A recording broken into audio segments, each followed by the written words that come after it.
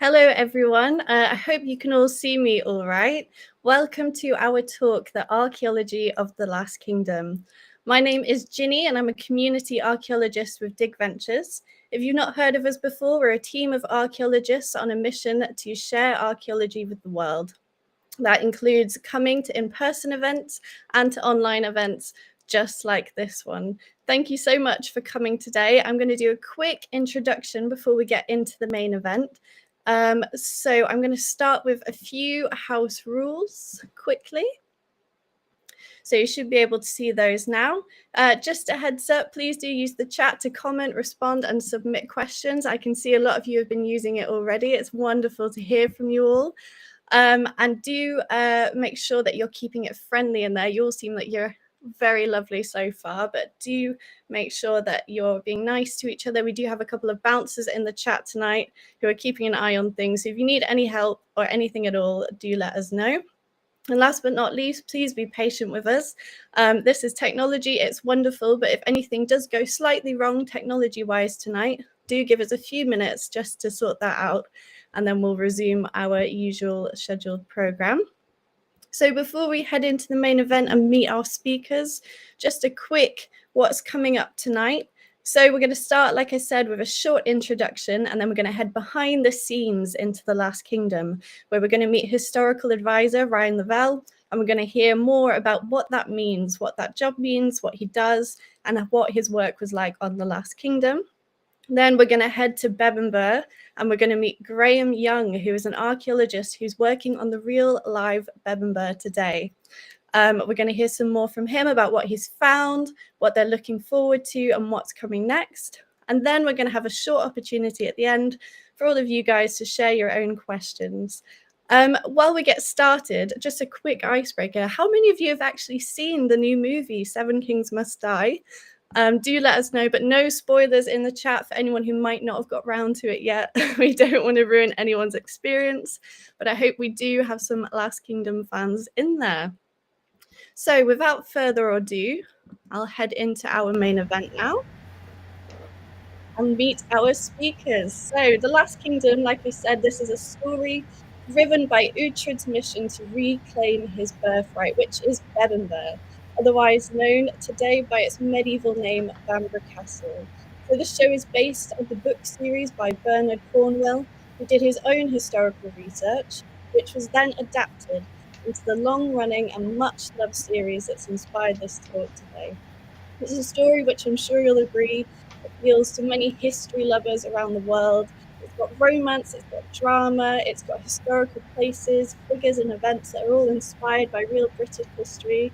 But how does that history get adapted for the screen? That's where we're coming in today. Where is the line between fact, fiction, historical realism and fantasy? And what is the real story behind the place at the heart of the action, Bebbanburgh? So on our panel to discuss the show tonight, as I mentioned, we have Ryan Lavelle, who's a professor of early medieval history at the University of Winchester and the historical advisor for Carnival Films, who's played a huge role in building the world that's portrayed on our screens. And we also have Graham Young, who is the director at Bamburgh Research Project, where those ongoing excavations are continuing to make new discoveries about the real place around which the drama is set. So to kick us off tonight, I'm first going to chat to Ryan. So, Hi. Ryan, Hello. you become a historic advisor for the Last Kingdom. So it was about a decade ago, actually, 2014. So not quite a decade, but I received an email from Professor Ginty Nelson, she was a Dame Ginty Nelson and the president of the Royal Historical Society. It's a wonderful thing. And she had actually been approached about the Last Kingdom, and she said there's this book by this bloke called Cornwell, this chap called Cornwell that they're thinking of adapting, and we're looking for a historical advisor. He approached me, but a lot of the work's in Hungary. Would I be interested? And absolutely, yes, yeah. I mean, it's always good to sort of get offerings that other people have kind of turned down. Winter in Hungary, I don't think appealed to her, but I was kind of willing to put up with it for what the job had on offer, and they'd approached her because she'd appeared on a documentary about Alfred and the Anglo-Saxons, and when I spoke to Carnival about it, I was the next talking head on that particular documentary. So Carnival were quite pleased that that I had the right sort of qualifications for that, and I was willing to spend weeks in Hungary. I don't think my family were particularly happy about that sort of notion, but I was quite willing to have a go at it, and yeah, so I sort of went to a sort of high-level meeting with people wearing expensive watches and things like that, trying to say about the differences between Alfred and Arthur and those sorts of issues. And they kind of drummed into me the importance of making sure that that I don't sort of feel that I'm directing things. It's, you know, making sure that I knew what my role as a historical advisor was for it. And then it sort of went from there, basically. Fantastic. Yeah, that sounds like quite an adventure, really, just heading out. Yeah, absolutely. I didn't end up spending that long in Hungary, as it happened. I think they realized that that discussing things via email and via telephone was a lot more efficient than having me on set, and probably a wee bit cheaper as well. I did go out to see the sets, and you know, when the set had been designed, and saw some of the filming, and you know, made a few comments, and probably made myself slightly annoying to the director. But yeah, anyway, it sort of went from there, and so it was a really interesting experience. No, that sounds very exciting. I mean, could you have imagined how much it would have sort of exploded over the years? It has such a big following now, doesn't it? Oh, absolutely, yes, yeah. And I think sort of a key factor of that is the fact that the show balances that historical accuracy with that fiction and that drama that creates that entertainment. How do you go about sort of working out that balance? Well, I think there's the things that I kind of provide them information that's FYI, essentially providing the sort of, you know, for your information, this is how things were, providing them with the sort of brief history lessons, providing the writing team with details about the history, providing information about useful things to read when the show was in development, and kind of reading Bernard Cornwell's books, of course, which was something that I'd already done when I said yes to the show, because I knew the books pretty well. And I think it's that sort of balance of knowing where the details can drive the story, and where they can kind of hold the story back, and knowing what particular things can be helpful, and what isn't necessarily going to be helpful in doing that. Excellent. Yeah, and so you sort of touched on a few things there that you've sort of advised on, but it's more specifically, what kind of things were they looking for? So was it sort of clothes, weapons, places, events? What kind of things were you working on? Yeah, absolutely. It's all of these things. They have a costume designer, they have a set designer, they have you know, dialogue coaches and things like that. So it's essentially I'm the sort of point of contact for all of these, and the costume designer have for example, has in the first series I had a call from the costume designer, and she was highlighting the fact that they have their sort of sense of the feel of the show, things like mood boards, things like being able to spot the differences between Saxons and Danes in the show, and getting a kind of feel for the costumes in the show. And she was highlighting the fact that of course they're not reenactors' clothes, because they have to be worn by actors and extras day in, day out, and so things like that have to be taken into account. But there are little ways in which I could provide some guidance for designs and provide guidance for particular items that could be worn, and provide suggestions and things. And some work, some don't. Some work with the feel for the show, and things like props as well. And they have the people to get their props. And one of the sort of controversies is about the shield designs, and having square shields in some cases and having round shields in others. And it's that sort of compromise. And say the image that we've had on the screen here is showing a shield wall with a lot of sort of square and rectangular shields here, but that was used in order to be able to distinguish between the different groups, so that viewers could be able to spot immediately what's going on. And of course keep a number of Reddit posts going over a few months about the kind of designs on the show there. So when I first began, I thought, wow, this is my opportunity to recreate Anglo-Saxon England from in the most absolutely historic way possible. And I think I had to realize, and I did come to realize, that the history is something which kind of helps it, but it mustn't be the thing that drives it overall, because we're not doing a documentary with this. This is drama which is informed by history, and the idea is to make it plausible historical drama, to make events plausible and feel like they could have happened. And that's the sort of sense of the feel of the world. And I think one of the successes of the show has really been providing that sort of sense of the world of the Last Kingdom, which isn't providing an exact kind of replica of everything that goes on in 9th and 10th century England and around as well, but is providing a sense of a dramatic rendition of that world, and providing a gateway into the real history and the real archaeology, which is of course why so many people are here tonight, and so many people as well go to places like Bamburgh Castle. Absolutely, yeah. And speaking of sort of that real history behind the show, what about some of the figures that we see? There are quite a few. We mentioned sort of King Alfred. We also have Ethelfled and other figures. What do you do when you go about sort of researching them and turning them into these characters that we can form these attachments with on the screen?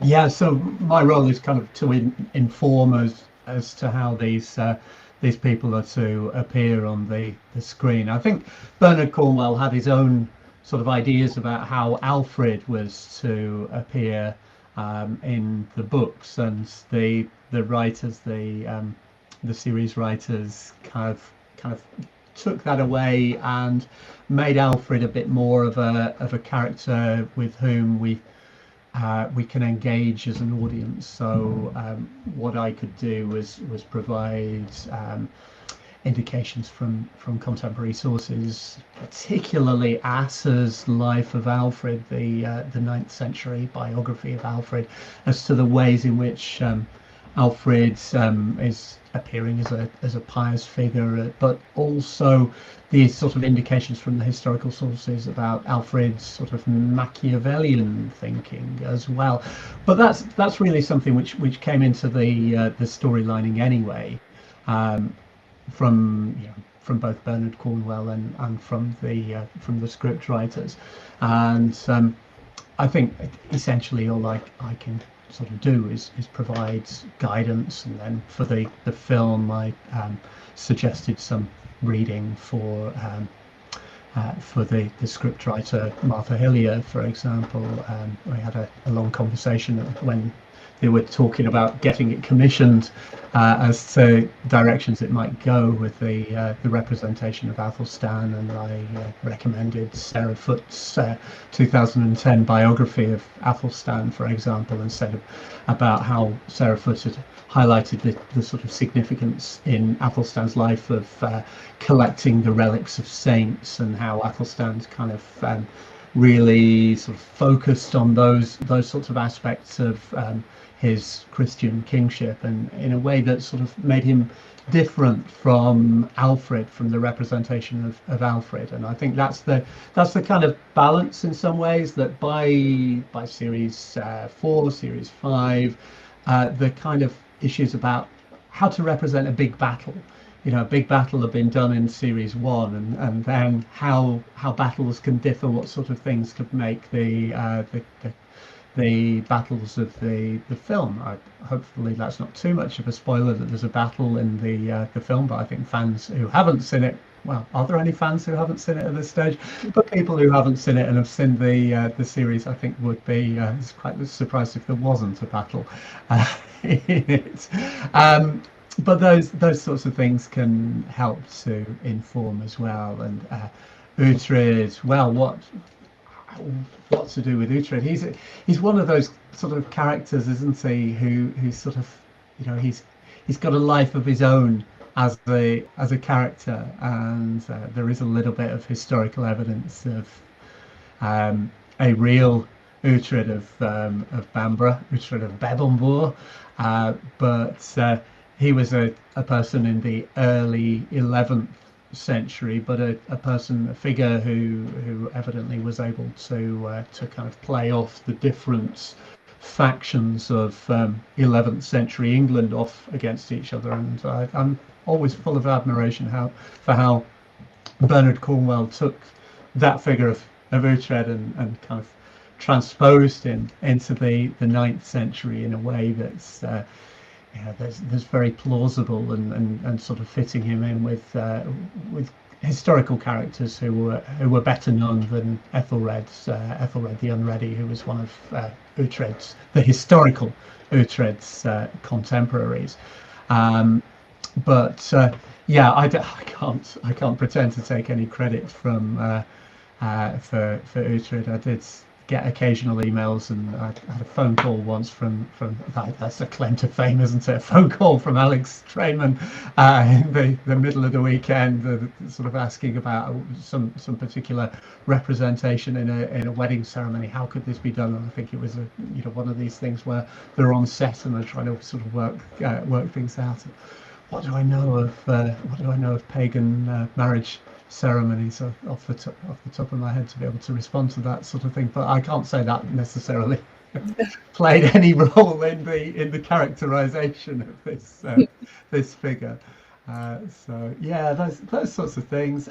Things like suggesting sort of turns of phrase as well. Things so as the development goes in, I get to see the early versions of scripts and basically comment on aspects of the script and comment on aspects of speech, and where words might be particularly long and Latinate, or might have a kind of French origin or things like that. I got to be quite good at spotting those sorts of things. I mean, there's plenty of cases where there are long Latin root words which are there in the script, sometimes because there isn't a sort of alternative or whatever, but I would be sort of suggesting where there might be modern idioms which had made their way into the script. So looking out for words like hello and okay and things like that. So Uhtred's language is reasonably well informed. I wanted to sort of ask, so we've touched on the fact that, of course, Uhtred wasn't a real person, but there are aspects about him that might sort of be based in that history. For instance, I'm really interested in his identity as both a Saxon and a Dane. I'm sure many people who have seen the show, many fans of the show, that's something that's very integral to Uhtred's story, this way he sort of is involved in both of those worlds. Is that something that's sort of quite true of the time? Were there people who had these kind of mixed identities? I think there are areas in 9th century England, 10th century England, probably more so in 10th century England, where there's this kind of split of loyalties between different lords, and in sort of areas of borders. that kind of different, the sort of issue of dealing with loyalty to different lords is a real issue for a number of people in that period. And I think, as well as that, I think the other thing is that there is a pretty clear set of evidence of Anglo-Scandinavian culture, material culture, linguistic culture as well, that emerges in early medieval England, and those kinds of influences would probably have affected somebody like Uhtred, although I mean, I think that our sort of story for Uhtred is that he's in the Danelaw, in the sort of southern part of the Danelaw, so would well have been in that kind of zone, if you like, between or would certainly be affected by that sort of zone of the sort of different cultural influences in this sort of occasional political maelstrom of 9th and 10th century England. But I suppose the sort of Anglo-Scandinavianness might not be quite as binary as the sort of representation of Uhtred's sort of position, where in some situations he's thinking, oh, I've got to be a Dane here. In other situations, I've got to be a Saxon here. That is something which kind of carries the plot forward, which helps our audiences kind of go, oh yeah, what's going on with the story here? What elements of Uhtred are we seeing now? The sort of Anglo-Scandinavian culture of the period is probably a bit more kind of intermeshed in many ways. So that sort of theme, I think, is really important to get across, and it's kind of one of the key things. And I was looking through some of the kind of old correspondence about the Last Kingdom and correspondence in the development of this, and I noticed one of the things that they were quite interested in from comments I provided on this, that Carnival were interested in, was the kind of notion of Danish settlement and the impact of Danish settlements in England, and the kind of significance of this. And I'm going off topic slightly here, but one of the sort of things that gets introduced into the storyline is the sort of issue of peaceful Danish settlement or Scandinavian settlement in Britain in the early Middle Ages, and that's probably going to inform some of the thinking of a sort of historical Uhtred, or an Uhtred, not necessarily an Uhtred in Bamburgh, but an Uhtred in the in Yorkshire or in the southern Danelaw, for example. It's really interesting, yeah. And you've mentioned Bamburgh there, and so I think that's a good time to sort of say that, of course, there's so many different places and people that are represented in the show, and it's really incredible to be able to sort of see all these places come to life as they would have been. But of course, Bebbanburg, or Bamburgh, is the one that drives Uhtred's story. He is Uhtred of Bebbanburg. Destiny is all. That is the place that he has been seeking since his childhood. So let's talk about this place, his destiny, Bebbanburg. So, of course, as we know, this is a real place, Bebbanburg. Today, it's known as Bamburgh Castle. You can go visit it. Today, it's very famous for that iconic castle, but it would have looked very differently in the medieval period. So I have an image here on the screen of what it looks like today.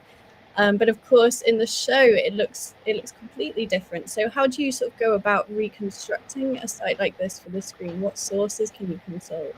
Yeah, well, I was informing the production team. I was informing the set designers and the sort of production designers for this, and I sort of receive an email with what can you provide us? What information can you provide us on Bamburgh in the early Middle Ages? And so Graham's work, actually, looking back through my old notes, I see Graham's work came in very handy. I think had things been, had things been a little more, what we say, leisurely, I think it would have been nice to be able to kind of, fully scope it out and things like that. But I got together the notes and provided information about what was known some years ago about the early medieval phase. And there's a kind of compromise in some ways in terms of the representation of it, because of course it's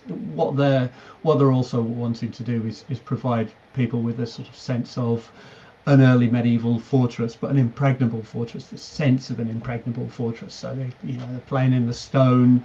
When I was thinking about what I'd interpreted from it, I was emphasizing the sort of significance of wood, but stone looks a bit better. So they're playing with the stone on the representation of the set. But things like questions about the idea of a sea gate at Bamburgh, which Bernard Cornwell has said, "Oh no, there is no sea gate." But I don't want to sort of go too far into what Graham will necessarily be saying, but they were sort of asking about things like that, and looking at coastal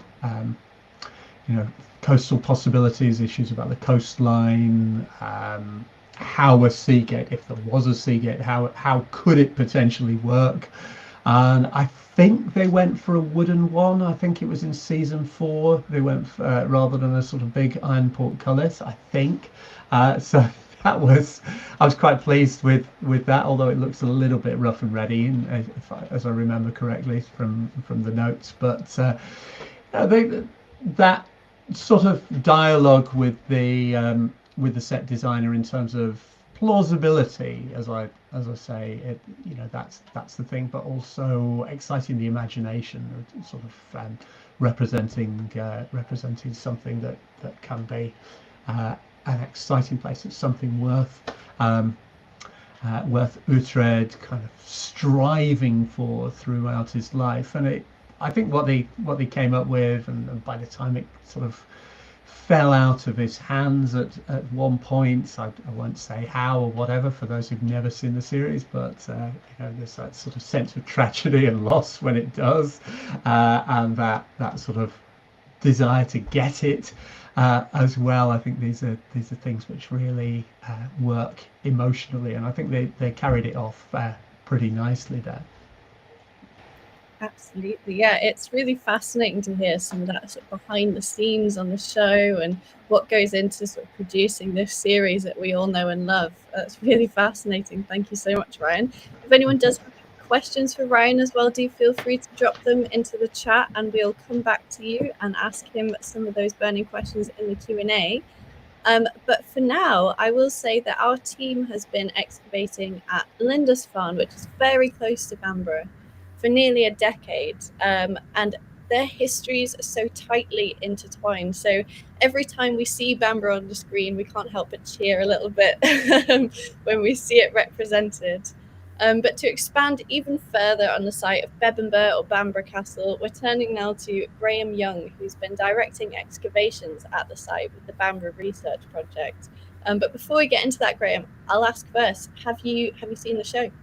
I caught up with the series. I'd started watching it ages ago, and I'd missed some of the later series. So I actually set myself a goal of watching the whole thing, including the Seven Kings film, before this event, and I managed to get through to the film last night. So yes, it was the answer. Fantastic, yeah. So I'm sure you enjoyed it very much being on the Bamburgh Research Project yourself. It must be very interesting to see Bamburgh represented on the big screen. Do you want to sort of tell us a bit about the Bamburgh Research Project, a bit of an overview of what you're finding, what you're looking for, who would have lived here and what their lives were really like? I'll hand over to you if you'd like to. Absolutely, and obviously in perfect archaeological tradition, we do have some slides. Basically, I'm from the region. I'm a Northumbrian and an archaeologist, and myself and a colleague a long time ago now, in the middle of the 1990s, wrote to the late Lady Armstrong, because the castle is still a private home, and asked basically if we could come and play in her big house. And she was very gracious in saying yes. And now, more than 20 years later, we're still excavating and working there. So they've been incredibly tolerant of us. And it is this amazing place. It's like a fairy tale castle, but it's entirely real. So we're looking at a natural fortress. It sits on an outcrop of dolerite bedrock, right next to the sea, dominating the sea and the land. And from our archaeological excavations and that of predating ours by a chap called Brian Hope Taylor, we know that we have over 3,000 years of occupation. Our earliest radiocarbon date takes us back to the 10th century BC. So it's a really important site for the region. And it's lovely, really, that the Last Kingdom has brought it to great attention. Because I think it's one of those lost gems, which I think is now no longer quite so lost. This is just a little LiDAR image of the village. There would have been a village or community next to the fortress itself in the early medieval period, at the time that the Last Kingdom is set. We've got the castle itself, which is this lump sticking out up from the beach. And we actually have a burial ground associated with the early medieval fortress as well, so I'll touch on that briefly later. That's about 300 meters next to the gate. And when we think about the past, we know that buildings and architecture and all sorts of things change enormously over time, but there's always that sense that the landscape is timeless. And that's mostly true, but one of the exceptions tends to be coastal regions. So although Bamburgh in 1,000 years ago wouldn't have looked vastly different on the land side from how it does today, green fields and such like, its relationship with the sea has changed a lot. And when we did some research with a colleague, a lot of the dune field, which is part of the magnificent beach today, is very modern. It's all arrived in the last few hundred years. So at the time of the Last Kingdom, in fact, throughout the whole of the Middle Ages, the high tide would have washed right up to the base of the rock, and it would have looked something much more like this. So you've got a very intimate relationship with the tidal area, and right at the northern end of the fortress, we have a natural inlet, which we know has a sloping surface. So it's an awkward little harbour for clinker-built ships, just like the Viking Age ships were. And we do actually have documentary evidence of a port lasting at least until the 13th century. So it has access to both land and sea. The fortress itself is 3¼ hectares, 8 acres in old money, so it's a big fortress. And it is a natural fortress. At the highest point, it's over 30 meters above the external ground surface, 45 meters above sea level. But it undulates, and it's long, thin. So here at the southern end, we have the inner ward, and that's basically the flat plateau right at the top of the fortress. And then you go all the way down slope until you reach a cleft in the bedrock here, which gets you just a few meters above the external surface. So that is the original entrance. That's probably in use from prehistoric times. We have written evidence of its use in the 8th century. So that's the way into Bamburgh. And because the inner ward is the important part, and all the modern buildings that are still in use to this day are standing up there, and as far as we can tell, that's where all of the important buildings would have been. In the early medieval period, there was a church with the relics of St. Oswald. There would have been a great hall, probably other important structures. That's the palace core, if you like, where the kings of Northumbria and the Bamburgh family that Uhtred is based on would have lived and ruled right up on the summit of the hill. But because that's still an occupied area, we only rarely get to dig there. So almost all of our excavations are down here in the West Ward, in and around the gate and that area here. This is the West Ward looking back up slope towards the summit. That's the 12th century keep. All the big buildings beyond that, that's the heart of the fortress. And as you can see, when you walk around inside of it, everywhere is up or downhill. We are going to have a very quick look at some of the archaeology. We've done one trench in this area, which is quite substantial, basically looking at the defences and the entrance. Another one in the centre of the ward, which is basically finishing off work that Hope Taylor started, and we have managed to dig a little bit around the chapel as well. So this is the West Ward. This is the extent of the excavations at their largest. Trench 1, 2 in this area here, looking at the defences and the entrance. Trench 3, which is our main open area excavation. And this is slightly different angle, gives you a better idea of the elevated position. Remember, this is the lowest part of the fortress, but you've still got these vertical cliffs separating it from the external land surface. That little dark splodge there is Oswald's Gate, so that's our entrance into the fortress from the prehistoric period and in the early medieval period. This is our inlet, that if you strip away the infilling and silt, that's your little harbour. And there's even beyond it, there's earthworks that may represent the remains of a siege motte from 1095. So if there is the nearest thing to a sea gate at Bamburgh, it is actually the main gate, because you walk out through the gate and you could immediately just walk in onto a boat beached in the little harbour. So there's an element of truth to the idea of a form of sea gate there. The entrance to the castle is in this natural cleft here. This is the medieval wall, 12th, 13th century wall there. But we were excavating in this area and we found early medieval structures, not aligned on the external wall, but aligned on the actual gate cleft. And the story that this seems to tell us is that we have a rampart which starts off built in timber.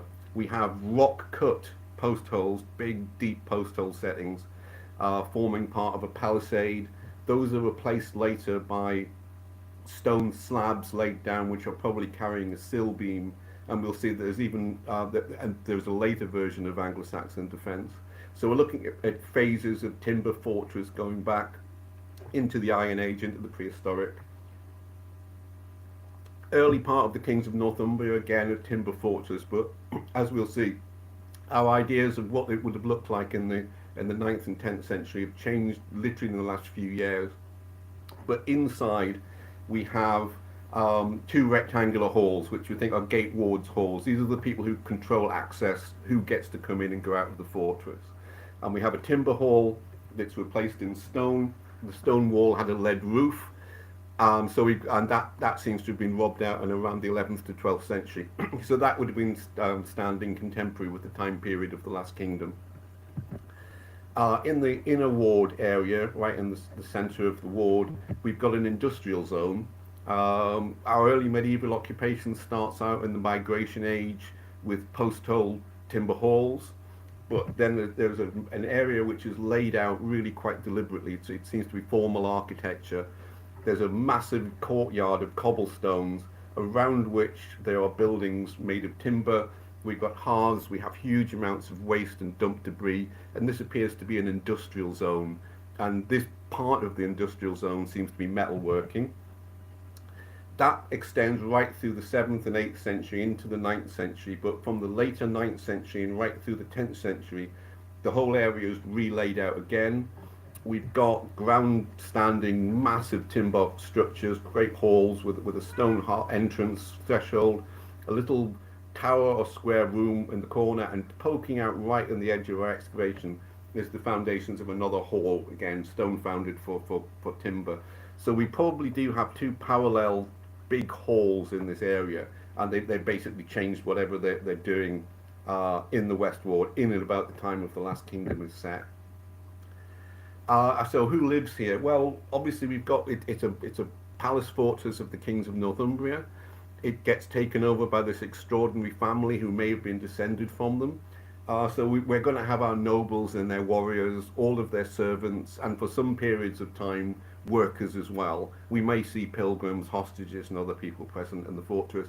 And because of all the archaeological excavations that have been going on, we've got quite a good ability to reconstruct the diet. We can see that in the inner ward, where the great feasting hall would have been, we get a really strong preponderance of beef in their feasting. And we know from the burial ground from a slightly earlier generations that they also appear to be consuming mead and industrial qualities, which do truly terrible things to their teeth.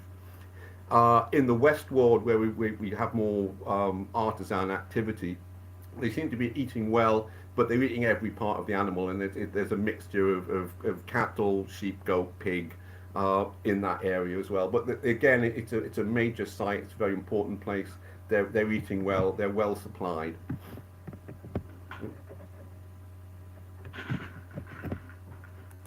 There we go. We've also got cereal grain and such like. Again, bread, wheat, rye, oats and barley. Really interesting thing happens when we go from our industrial zone, which is this column here, into our Last Kingdom period. suddenly we get huge quantities of oats. So there's a possibility that one of these great halls in the West Ward may have been a stable. It may be we're looking at animal fodder in that area. And when you think about warriors of this period, of how they ride into battle but fight in the shield wall, perhaps the idea that they're having, you know, raiding horses within the fortress shouldn't be a huge shock to us. And very quickly, I'll mention that we have this burial ground. It's of an earlier age than the last kingdom, so this is 7th, 8th century AD, and this has been one of our big surprises in terms of our discoveries. We excavated the remains of over 100 individuals. Nearly 80 graves contain pretty much complete skeletons, and we were fortunate enough to work with Durham University and do a lot of isotope analysis. So we've got scientific data telling us where people were born and grew up. And amazingly, of this population of nearly 80 people, there's only about 8 who are local to Northumberland. Everyone else is from somewhere else, and somewhere else varies from the rest of the British Isles to beyond the British Isles, all the way to Scandinavia. So we're looking at Vikings, but before the Viking Age.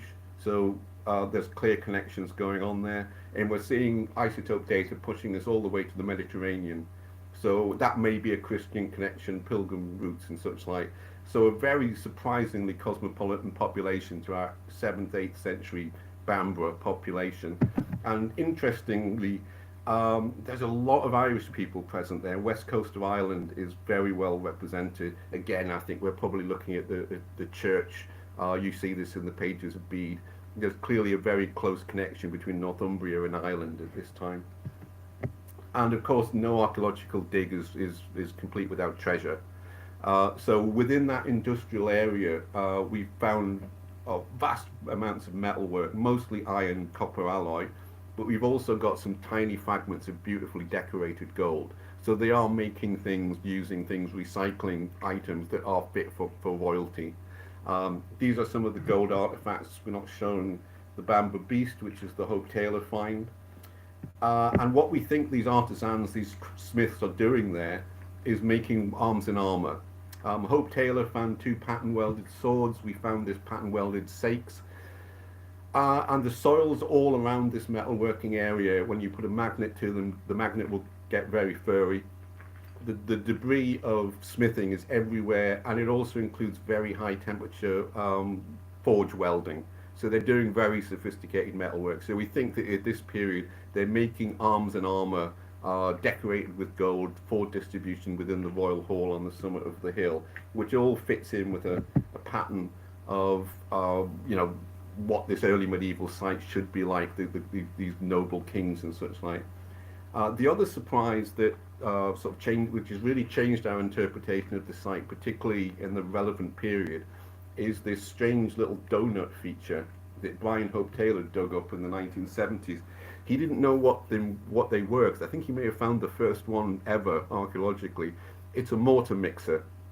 So it's basically a way of making mortar in batches of several tons at a time, stirred by a sort of gingang with an ox walking around in circles, moving paddles.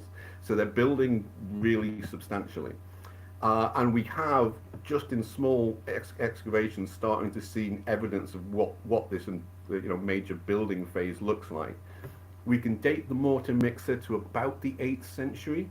So we think that the fortress, which had up to that time been almost exclusively timber, they're starting to rebuild it in stone very substantially. Right up on the summit of the hill, around the 12th century chapel, and beneath it, we found the outline of a rectangular stone hall, and just beyond the chapel, where it reaches the edge of the inner ward, where the dolerite drops away, we found earlier phases of defended rampart. So the inner ward, by the 8th to 9th century, seems to have been walled in stone and containing stone buildings. And now, in one of our last phases of digging in Trench 3, at the completely opposite end of the fortress, we found evidence of stone architecture again, right literally mortared into the bedrock, and under the 12th century curtain wall, we have a narrower stone wall, and dug in and against it, we had this dark shaped feature, which turns out to be a corn drying kiln. And they're basically they're drying corn, presumably to go storage for long term. And we have an archaeomagnetic date on this corn dryer of the 9th century. So that suggests that this stone wall is in position here prior to the 9th century. So from assuming that it was a timber fortress, it now looks very likely that by the time of the Last Kingdom, we have a stone fortress. So that obviously that's about 20 years of excavation at Bamburgh. What we're doing now is we're beyond Oswald's Gate. If you can see the photograph here, that's the inner ward. That's Oswald's Gate there. The trenches for the timber halls were just behind us. Then we've got our metalworking over here. And we're looking now at the medieval outworks right next to the port entry. There's a tower in the corner here, which we've managed to uncover. And we're really trying to work out how Bamburgh operates in its landscape, how the topography works, and looking at this early entrance. We're very fortunate that we've got a grant from the Castle Studies Trust, so we're going to be doing some geophysics and some survey on the structures that we can present to the public in the future. And we really, really, really want to get to the bottom of the tower, because it's the Tower of Elman's Well, and we think there's a medieval well, possibly even an early medieval well if we're really lucky, in the corner. And last season here we found below ground level the top of an archway. So we think that's the top of a door. So the likelihood is that there's a below ground chamber that presumably is the well room, and this July we'll hopefully uncover it. And one of the things that was suggested that I do a little bit about the Last Kingdom and what the fans might be interested to know. Well, obviously I think it's clearly now no surprise to anyone that Bamburgh is a real place and has an extraordinary history. But what Uhtred is basically representing a family that ruled at Bamburgh from the 9th century right through until after the Norman conquest, and they're really quite extraordinary. So I think we you know, as an archaeologist who's a little bit obsessed with Bamburgh, I owe Bernard Cornwell and the production company a great thanks, because up until they came along, basically everyone thought of the early medieval north as Jorvik, but there's a whole new story at Bamburgh. And this family itself is extraordinary. They may have been descended through the female line from the last of the kings of Northumbria, who was killed at York in 867. And the family itself basically goes on for multiple generations. The first we know about, Edulf, is known in chronicles to be the friend and ally of Alfred the Great. Uhtred and his brother Uhtred fought in the were known to be fighting and active in the era of Edward the Elder, and after Athelstan had united England, it broke apart again. There were more Viking kings of York, and the last of them was brought down by Oswulf, who again is one of this Bamburgh dynasty. So there is this extraordinary family. So this is the Uhtred that Ryan was talking about, the early 11th century Uhtred.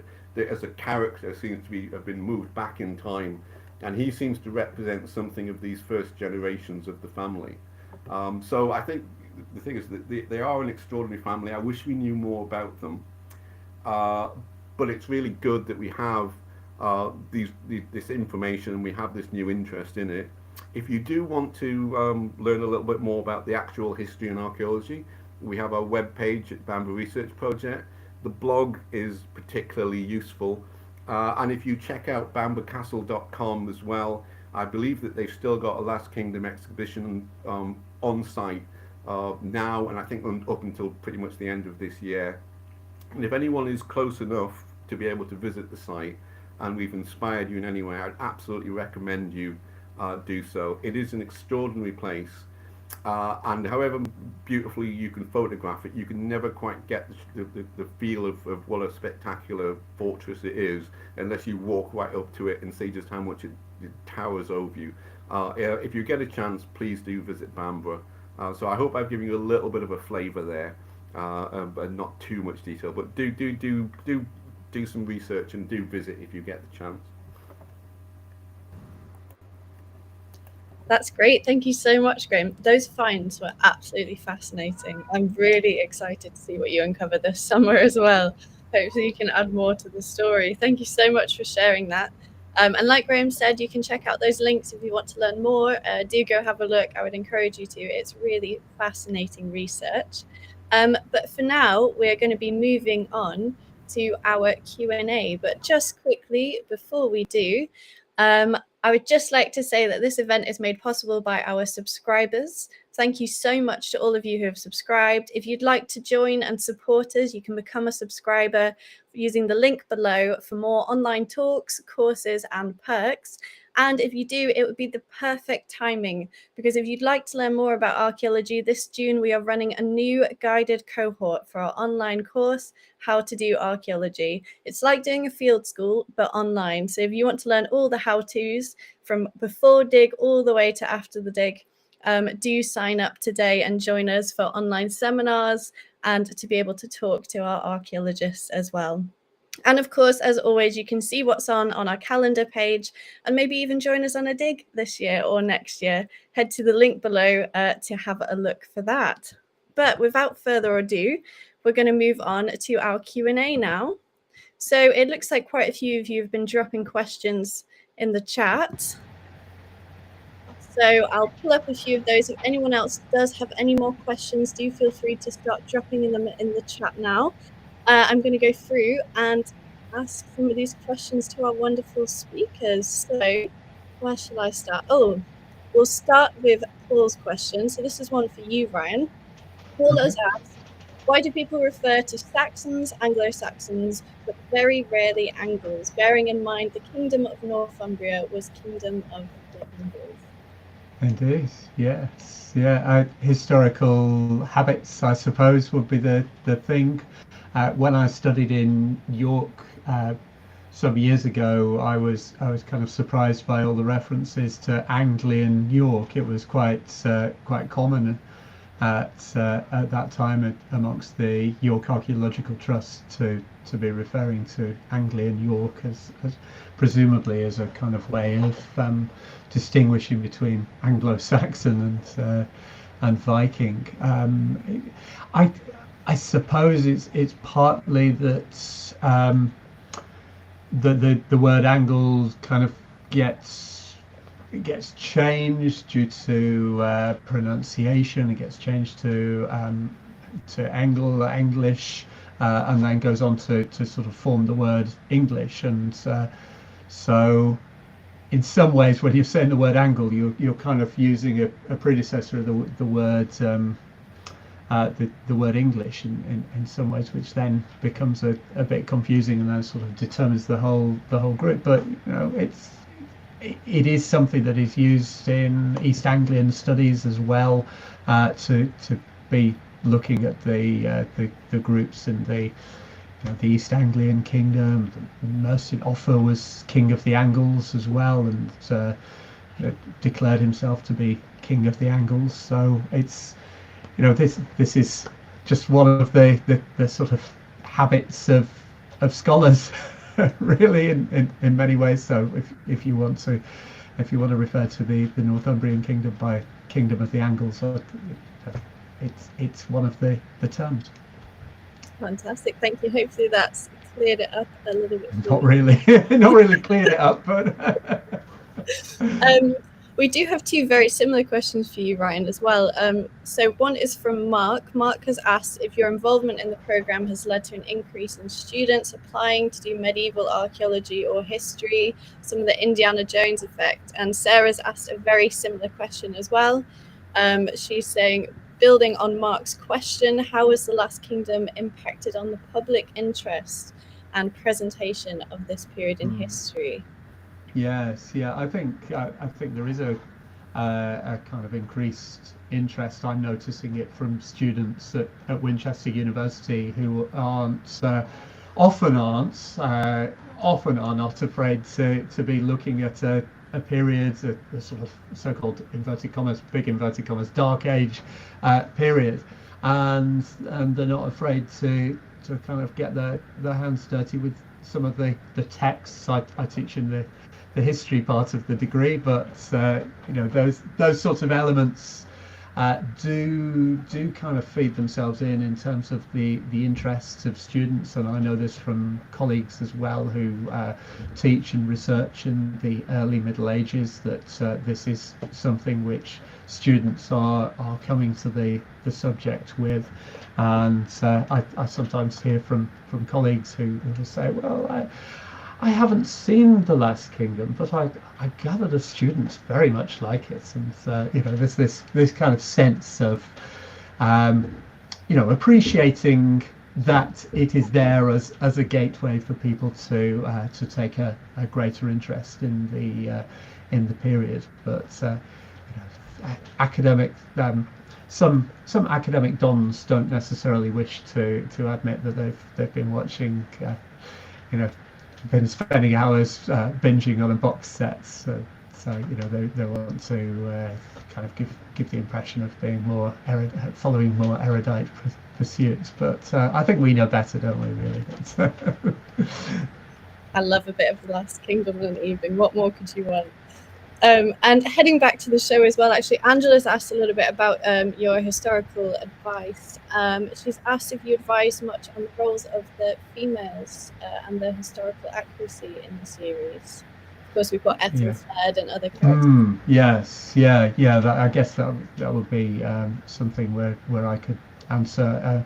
And yeah, I mean, sort of the roles of queens, for example. Ealhswith was a major character who really sort of outlived in the series. She sort of outlives her historical lifetime, but embodies so much about the influence of early medieval queenship and the kind of power and influence within the household of queens, and that sort of question of there being multiple royal women, a royal widow, somebody who was the queen, who's the widow of the former king, and then somebody else who's a wife of a new king, and those kind of dynamics really play out in early medieval politics. So I was able to provide a lot of advice and encouragement on those aspects in getting those elements into the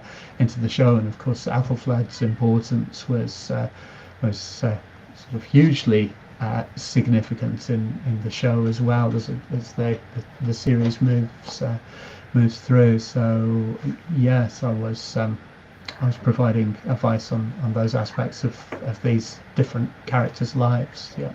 And I'll build on that. What about other sort of female characters, like Breda, for instance, someone who isn't based upon a historical figure? What was that like, sort of advising from her?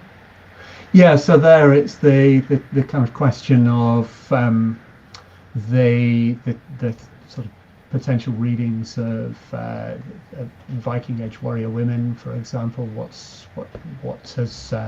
What's been published in the last decade or so on those, the last 15-20 years or so on that, on the question, and the Björka grave, for example, the interpretations of the Björka grave has really sort of brought those debates alive.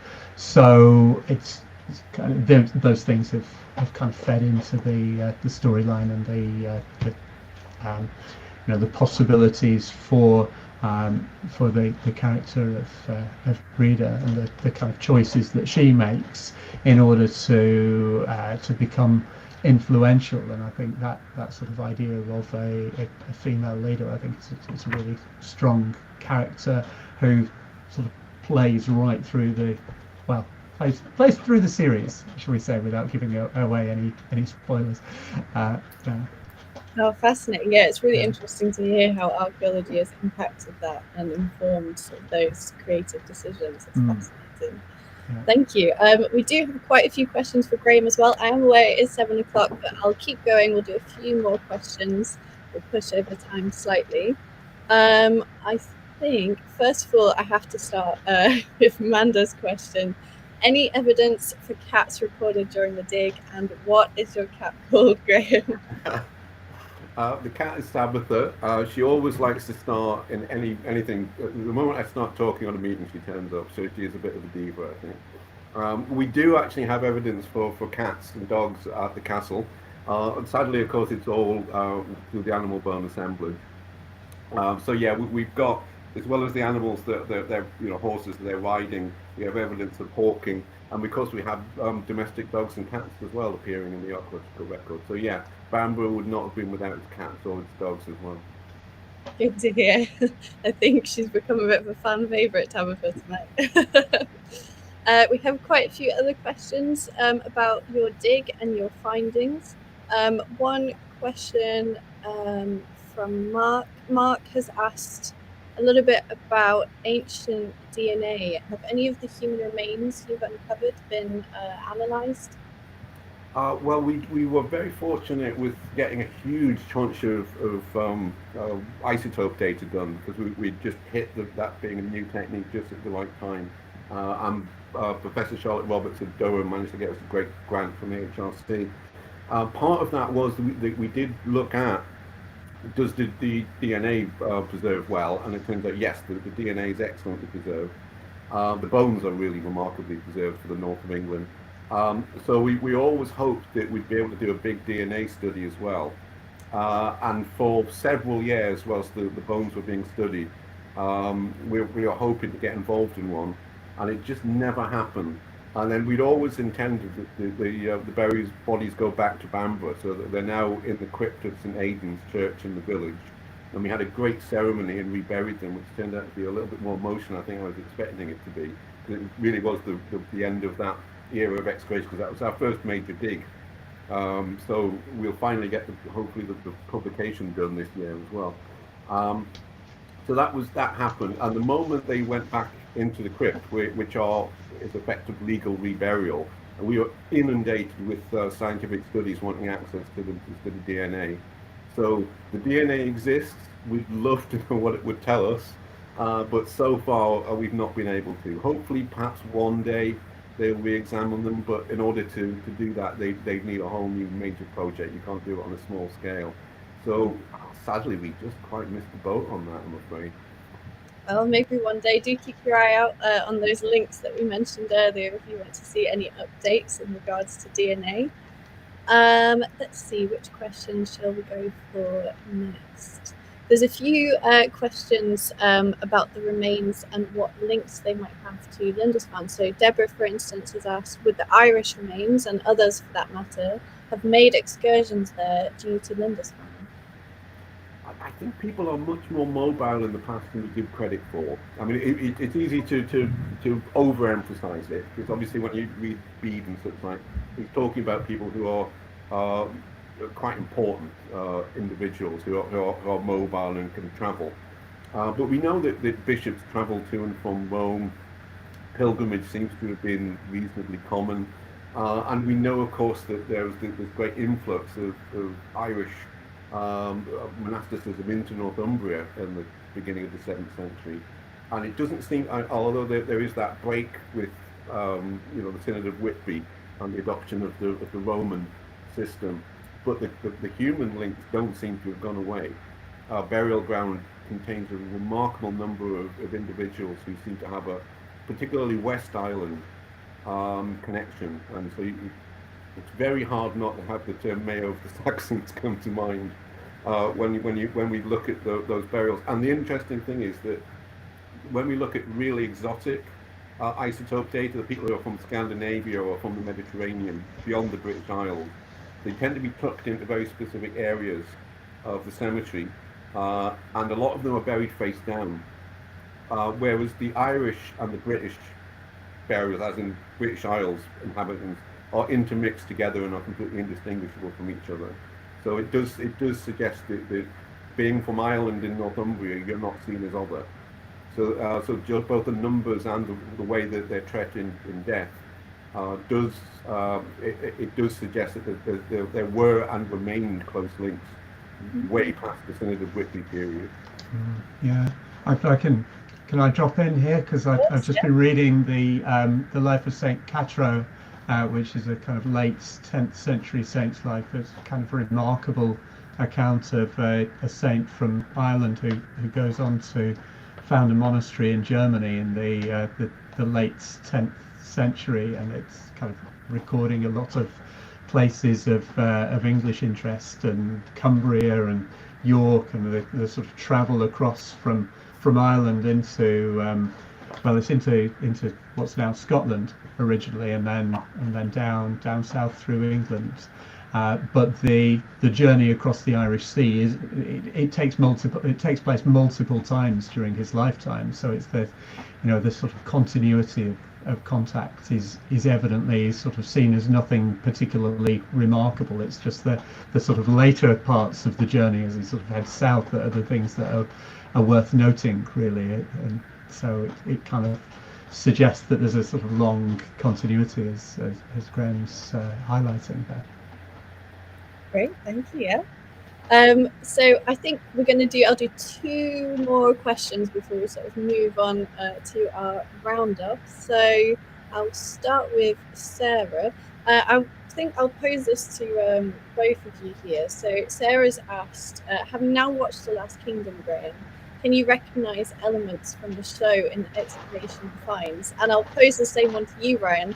Having heard from Graham, can you recognise elements that you had to research for the show in Graham's research and how they might have changed? So if we start with Graham, then we'll move on to you, Ryan. Yeah, I mean, it's fascinating because obviously it's very rooted in the history and the period, but it's almost like a version of that history through a mirror, isn't it? So you're creating an alternate version where a character of Uhtred from the early 11th century is transposed back to be a player in an era which his earlier family were important in, but he is the sort of everyman who takes us on our journey. And this might, and so yeah, you do see that, and you do spot the sword hilt that looks particularly well placed and perfectly right.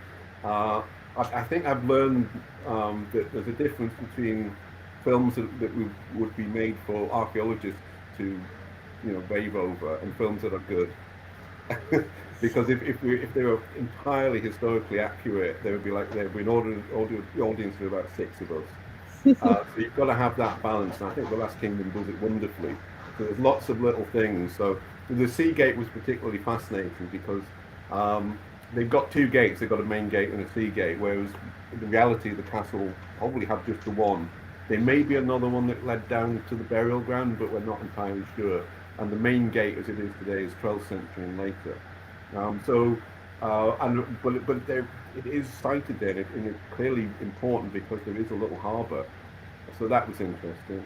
And the other thing that always comes to mind is in the title sequence when they're doing the castle, I can clearly spot the Smith Gate, which divides the inner, the west and east wards between each other. The artist who did the graphics is clearly inspired by the standing castle and has just reimagined it in timber. And I always spot it. If you're as madly obsessed with Bamburgh as I am, you can spot something that comes from it, even the smallest little glimmer. I love that. Thank you, Graham. And what about yourself, Ryan? Yeah, Graham, you're talking about the stonework in the early medieval castle is fascinating. I'm quite amused by the idea of there being a Last Kingdom phase in Bamburgh Castle's history and archaeology, in the way that you archaeologists kind of come up with phases and refer to things by phases.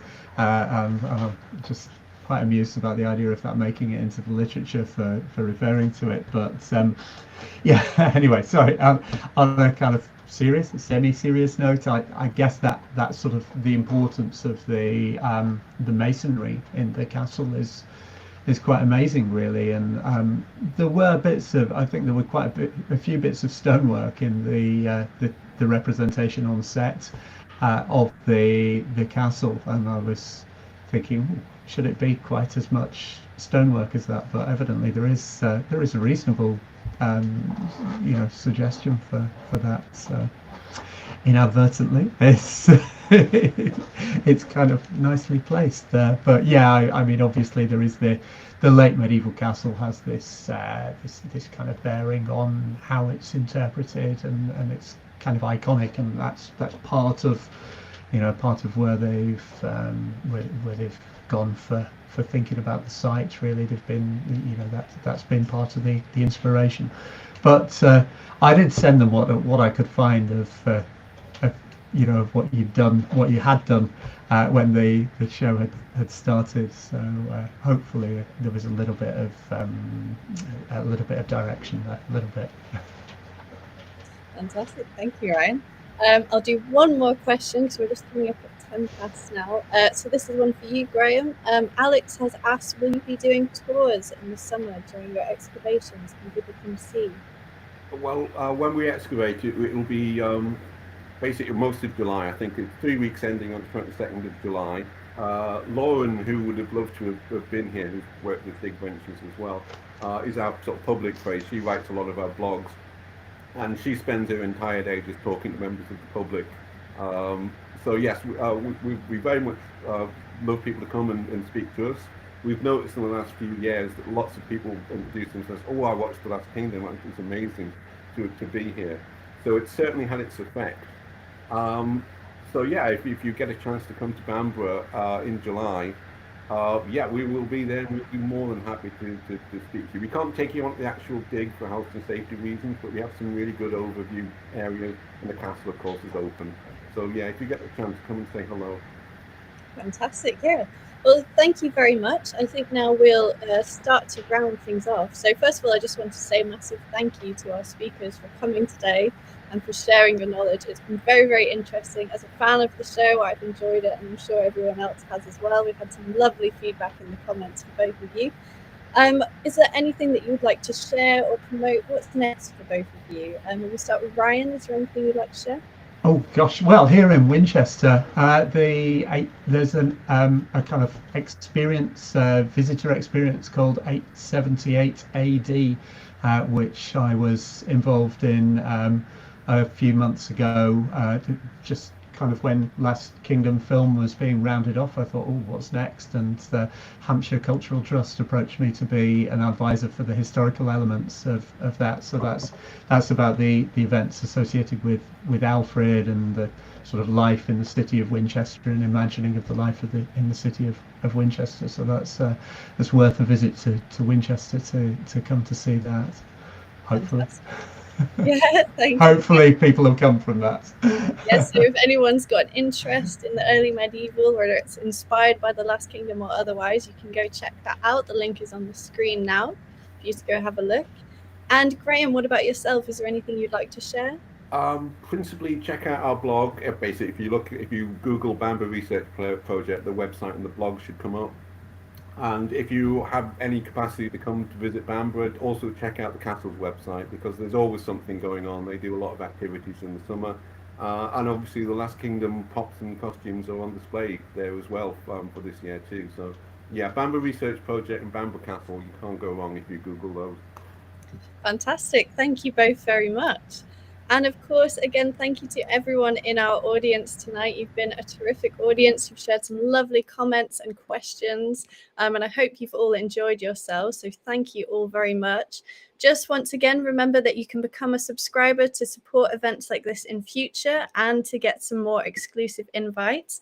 Additionally, don't forget that you can join our online cohort for how to do archaeology. So if you've been inspired by today and you want to learn more about the process of doing archaeology from start to finish, we have a cohort coming up at the beginning of June that you can sign up for now for guided seminars and for chats with our archaeologists. And interactions with them, alongside reminders and a nice community to complete that course with. And of course, as always, don't forget to check out our website and follow us on social media, and perhaps even join us on a dig this summer or next year as well. So without further ado, I just wanted to say thank you again. Goodbye from me and goodbye from our speakers as well. I'll just pop them on the screen so they can say goodbye to you all. And thank you all so much. I hope you have a lovely Wednesday, and we'll see you again next time. Bye, everyone.